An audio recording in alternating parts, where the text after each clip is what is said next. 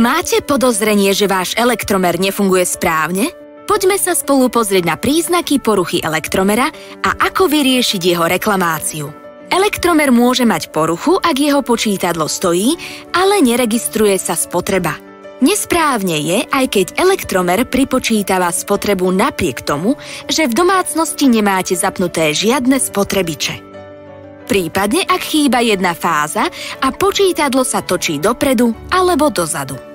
Častým príznakom poruchy elektromera je extrémne navýšenie spotreby. Alebo naopak, extrémny prepad spotreby oproti predchádzajúcemu obdobiu. Ak máte akékoľvek podozrenie, obráťte sa priamo na nás cez online zákaznícku e-zónu SSE, telefonicky, e-mailom alebo osobne na zákazníckych centrách SSE. Pomôžeme vám a poradíme, ako si skontrolovať elektromer a pomôžeme vám nájsť možnú príčinu problému alebo poruchy elektromera. Celú jeho reklamáciu vybavíme pohodlne za vás. Ak si myslíte, že váš elektromer nefunguje správne, môžete si to overiť tzv. Hrubou kontrolou. Ak máte doma mechanický elektromer, skúste najskôr vypnúť všetky inštalačné ističe, pričom hlavný istič nechajte zapojený. Takto počkajte 5 až 10 minút. Následne skontrolujte koliesko elektromera. Ak je bez pohybu, elektromer je v poriadku. Ak sa naďalej koliesko krúti, elektromer má pravdepodobne poruchu. Ak máte doma digitálny elektromer, skúste najskôr vypnúť všetky inštalačné ističe, pričom hlavný istič nechajte zapojený. Takto počkajte 2 až 3 minúty.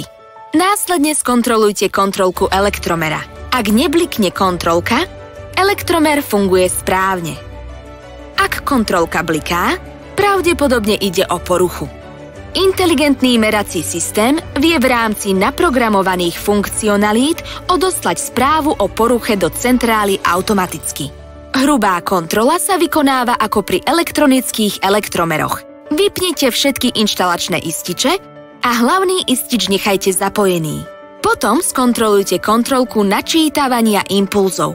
Ak neblikne, elektromer funguje v poriadku. Ak blikne, pravdepodobne ide o poruchu. Ak si nie ste istí, aký typ elektromera doma máte, pozrite si naše video o elektromeroch. Odkaz naň nájdete v popise videa.